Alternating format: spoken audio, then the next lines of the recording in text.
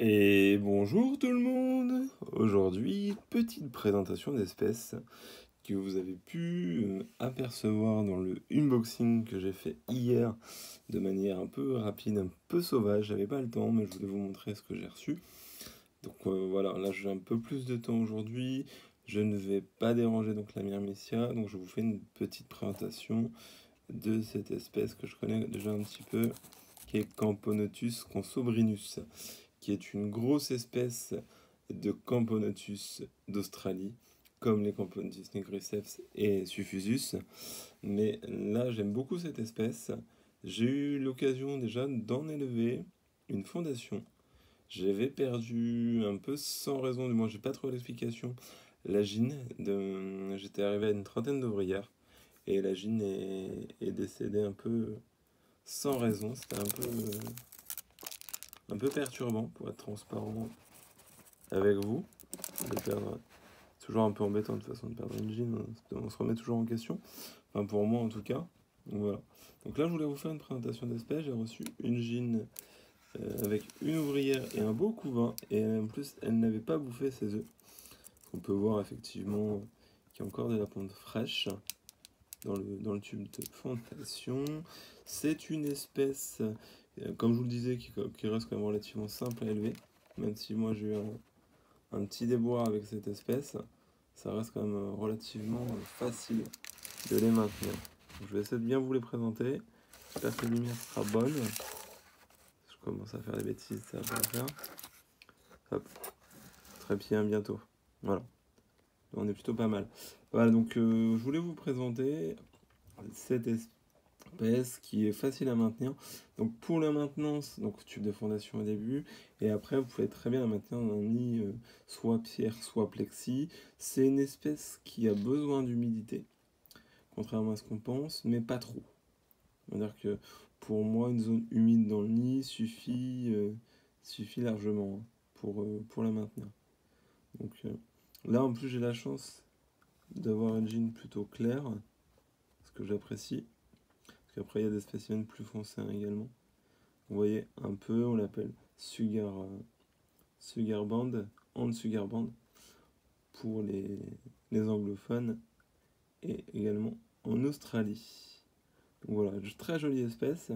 Donc là, je vais retenter l'élevage.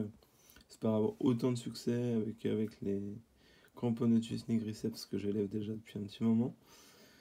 Donc voilà, elle est plutôt sympa. C'est une espèce par rapport à l'autre que j'ai eu. Je verrai justement la différence, qui est plutôt pépère, qui est assez timide, mais une fois passé les 10-20 ouvrières, c'est mieux. Ah, l'ouvrière a attrapé la petite grappe d'œuf qui était en haut pour la remettre avec tout le couvain. Voilà. Donc c'est vraiment une grosse espèce. En termes de taille, la gine fait 1,8 cm.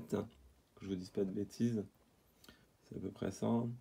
Là je me fie un peu à mon regard, mais en tout cas c'est vraiment une grosse espèce qui accepte assez facilement liquide sucré, insectes. Elles peuvent être des fois un petit peu capricieuses sur les liquides sucrés, mais en général ça se passe plutôt bien. Donc voilà, je vais tenter cette espèce. La particularité, je vais tenter également, comme mes nigriceps, je les élève vraiment en cycle australien, c'est-à-dire que là elles sont pré-diapose, elles vont aller en diapose. Donc les nigriceps vont être en diapose on va dire fin juillet jusqu'à fin septembre, à peu près. Et elle, je vais essayer de les caler sur nos endémiques. C'est-à-dire que là, je continue de la chauffer. Je la fais pousser et je vais la coller en diapose comme les autres vers octobre-novembre. Voir ce que ça donne, si elle s'adapte ou pas. Voilà, ça me donne l'occasion de tester. Je tiens également, j'en profite de cette vidéo, je remercie la personne vraiment qui s'est pris la tête pour faire la commande groupée. C'est une commande groupée qui a pris du temps avec beaucoup de péripéties. Mais voilà, on y est arrivé. Donc vraiment une chouette espèce, pas plus compliqué que ça. Est-ce qu'on pourrait la conseiller à un débutant? Peut-être pas, ou alors vraiment quelqu'un de consciencieux peut élever cette espèce, même en première espèce.